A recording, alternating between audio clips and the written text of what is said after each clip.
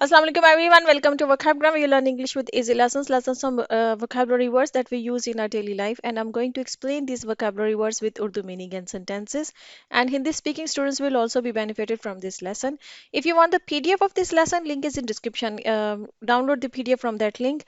And before starting this lesson, I have a little request. Kindly subscribe to my channel if you haven't subscribed it yet, and hit the bell icon so that you get the notifications of my all upcoming lessons.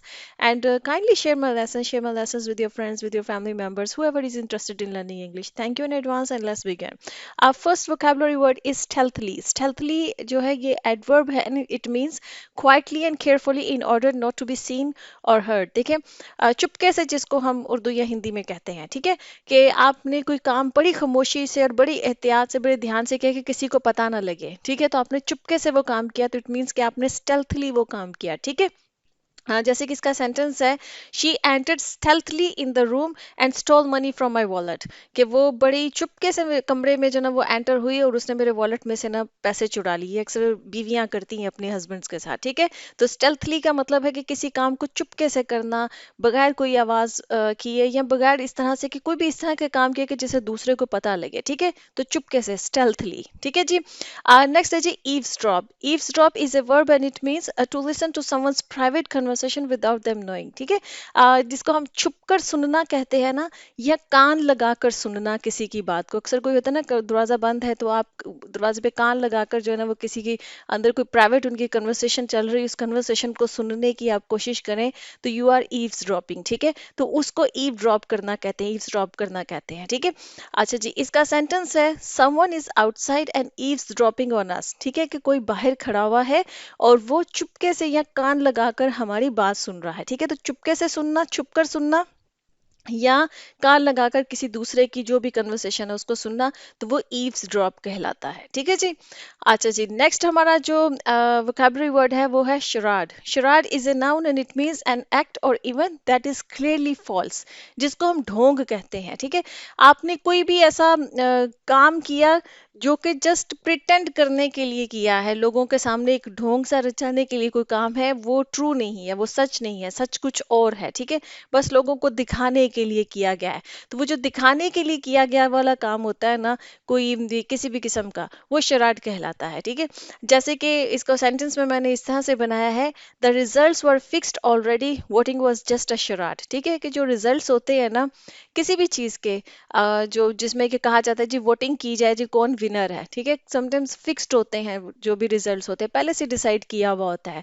तो ये जो voting होती है ना, ये एक शराड होता है, ये लोगों के सामने जस्ट प्रिटेंड किया जा रहा होता है, एक ढोंग सा रचाया जा रहा होता है कि देखो देखो वोटिंग हो रही है, इस वोटिंग के थ्रू जनाब जी सिलेक्ट किया जा रहा है, वो सब शराड होता है। जो असल में जो रिजल्ट्स होते हैं वो पहले से ही फिक्स हुए होते हैं कि कौन जीतेगा कौन हारेगा, ठीक है। इस वर्ड को आप किसी और मतलब जगह पे भी यूज कर सकते हैं, जब जिसमें आप कह सकते हैं कि ये तो जस्ट शराड ही था, पहले से ही था। जैसे कि आप कहते हैं कि किसी जगह पर आप ये सोच सकते हैं कि किसको सिलेक्ट करना है, वो तो एक शराड ही था।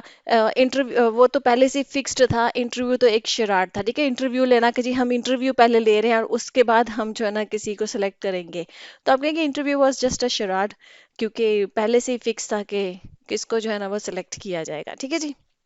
नेक्स्ट है जी ब्रॉल।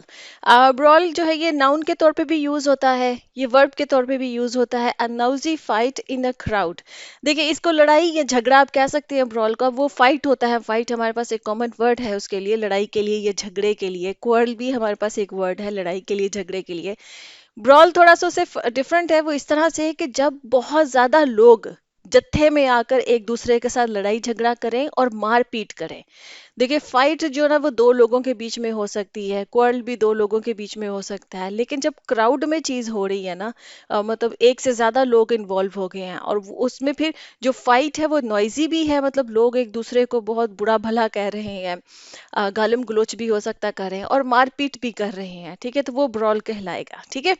तो इसका जो सेंटेंस है, the argument turn into a brawl. दो पार्टीज हो सकती हैं, दो ग्रुप्स हो सकते हैं, वो आपस में किसी बात पे बहस कर रहे हैं, किसी किस्म का आर्ग्यूमेंट उनके दरमियान में हो रहा है, और वो आर्ग्यूमेंट हीटअप हो गया और उसके बाद वो ब्रॉल में कन्वर्ट हो गया, मतलब कि वो हाथापाई में लड़ाई में कन्वर्ट हो गया, ठीक है, तो वो ब्रॉल कहलाएगा। नेक्स्ट है जी feign. Feign is a verb and it means pretend to be affected by, बहाना नहीं करते हम लोग।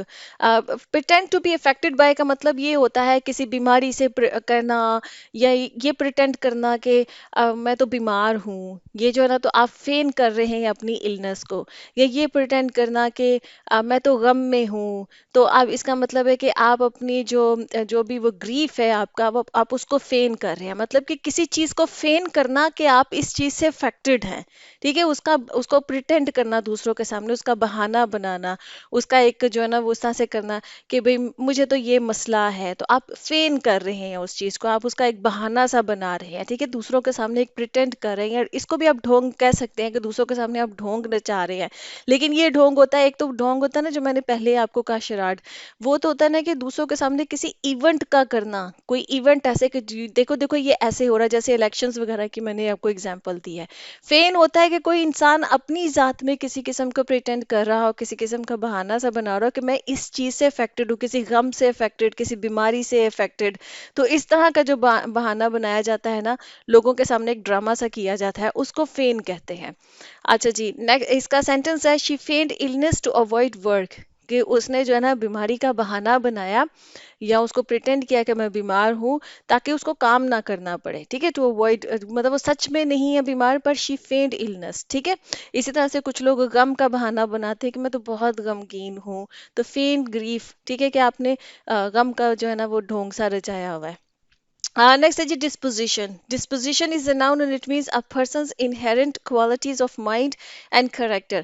एक इंसान की जो inherent होती है ना, जो उसकी कुदरती, जो उसके अंदर उसकी जो characteristics होती है, उसका जो behavior होता है, उसके mind की और उसकी character की जो भी qualities होती हैं, कि वो किस अंदाज में सोचता है, उसके किस किस्म का उसका behavior है, किस किस्म का उसका character है, उसको हम जो है ना disposition कहते हैं, जिसको उर्दू में हम फितरत कहते हैं। ठीक है, फितरत होती है ना, कि एक इंसान की फिक्स फितरत होती है कि उसने इनहेरिटेंस में कौन सी उसकी आदात हैं जो उसने ली हैं, जो नेचुरली जिनके साथ वो पैदा हुआ है, वो जो है ना वो उस इंसान की डिस्पोजिशन कहलाएगी। ओके जी, इसका सेंटेंस है, no one is born with an ill disposition. मतलब कि कोई भी इंसान जो है ना वो बुरी फितरत के साथ पैदा नहीं होता है। ठीक है, इल डिस्पोजिशन का मतलब कि बुरी फितरत। ठीक है जी, नेक्स्ट है जी finicky. Finicky is an adjective and it means extremely particular, difficult to please. Finicky ऐसा इंसान होता है जो किसी चीज को लेके ना बड़ा पर्टिकुलर होता है, मुझे ये चीज ऐसे ही चाहिए। और इस तरह के जो लोग होते हैं ना, उनको खुश करना बड़ा मुश्किल काम होता है, क्योंकि उन्होंने अपने जो जो चीजें उनको चाहिए होती हैं उसका स्टैंडर्ड उन्होंने बड़ा हाई रखा होता है, जिसको हम आम अपनी जुबान में बड़ा नखरे वाला, ये नखरे वाली जिसको कहते हैं ना, वो उसको हम ना मतलब कि फिनकी कहेंगे। मतलब कि जो हर बात में कि नहीं, मुझे तो इसी तरह के, मैं तो इसी तरह का खाना खाती हूँ, अगर ऐसा खाना मुझे ना मिले तो मैं तो नहीं खाती।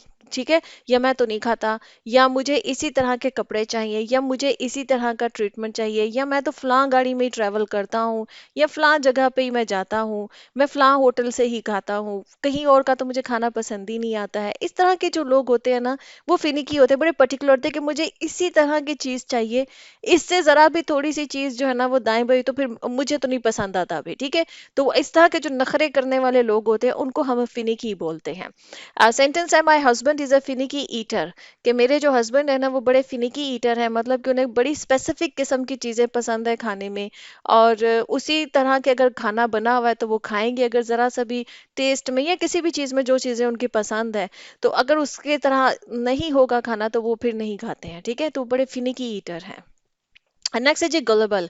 गलेबल बहुत कॉमन वर्ड है, बहुत लोग यूज करते हैं, और ये एडजेक्टिव है और इसका मतलब होता है person who easily believes things.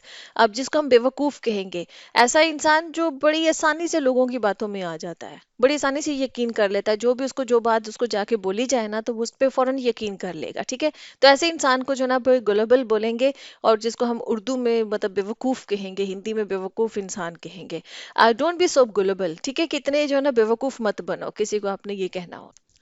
Next है जी इन्वेक्टिव। इन्वेक्टिव जो है ये नाउन है और इसका मतलब है अब्यूज, स्वेयर वर्ड्स, जिसको हम उर्दू में या हिंदी में गालम गलोच कहते हैं, गालियां देना जो हम कहते हैं। ठीक है, जब दो लोग आपस में किसी किस्म का कोई आर्गुमेंट कर रहे हो या फाइट उनकी चल रही है, फिजिकल फाइट ना हो, आप देखिएगा, अगर वर्बल फाइट चल रही है तो उस वर्बल फाइट में मोस्टली जो है ना वो लोग इन्वेक्टिव जो है ना उसका इस्तेमाल करते हैं। ठीक है, इन्वेक्टिव का मतलब अब्यूसिव लैंग्वेज का इस्तेमाल करते हैं। तो जो स्वेयर वर्ड्स हम बोलते हैं, गाली देते हैं एक दूसरे को, जो है ना उसको हम इन्वेक्टिव कहेंगे, जिसको हम उर्दू में गालम गलोच बोलते हैं। ठीक है, सेंटेंस ये है कि most people use invective when they lose an argument.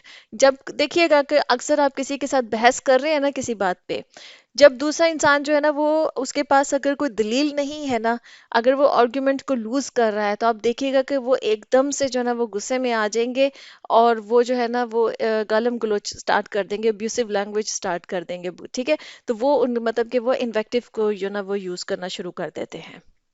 Next है जी हीट, जो लास्ट हमारा वर्ड है आज का। हीट इज अ वर्ब और इसका मतलब होता है टू पे अटेंशन, तवज्जा देना। अच्छा, इस पे सिर्फ तवज्जा देना के ही सेंस में ये यूज नहीं होता है, किसी की बात मानने के सेंस में भी यूज होता है। किसी की बात पे तवज्जो देना, किसी खास पर्टिकुलर बात पे तवज्जो देना। और जाहिर बात है आपने तवज्जो दी है तभी तो आपका चांस होता है कि आप उस बात को अग्री कर जाएंगे, मान जाएंगे, आप उस पे एक्ट अपॉन करेंगे, आप उस पे अमल करेंगे। ठीक है, तो हीट जो है ना ये दोनों सेंसेस में मतलब मिलती जुलती सेंसेस हैं कि तवज्जो देने पे अटेंशन पे भी होता है, और दूसरे की बात को मान लेने के लिए भी ना ये हीट। मैंने इसीलिए इसके सेंटेंसेस दोनों स्टाइल से बनाए, जैसे कि you don't pay heed to my advice, कि तुम जो है ना मेरी जो नसीहत है ना उस पर तवज्जो नहीं देते हो। ठीक है, अब नेक्स्ट में जो फर्स्ट वाला है पे हीट मतलब कि तवज्जो नहीं देते हो। ठीक है, नेक्स्ट है जी you must have heeded my advice, तुम्हें मेरी एडवाइस पे, अब इसमें ये भी कह सकते तुम्हें मेरी एडवाइस पे तवज्जो देनी चाहिए थी, या ये भी सेंस हो जाता है कि तुम्हें मेरी एडवाइस को मान लेना चाहिए था। ठीक है, तवज्जो देना और मानना जो है ना और सिमिलर ही है ऑलमोस्ट, इन दोनों सेंसेस में ये वर्ड जो है ना वो यूज होता है। ओके जी फ्रेंड्स, यहाँ पे लेसन खत्म होता है। आई होप कि जो लेसन है आपके लिए इंटरेस्टिंग था, आपने नए वर्ड्स सीखे हैं। अच्छा, जो भी नए वर्ड्स सीखे हैं ना आपने इस लेसन में से, वो मुझे कॉमेंट्स में बताएं। ठीक है, I will see you next lesson. Allah Hafiz.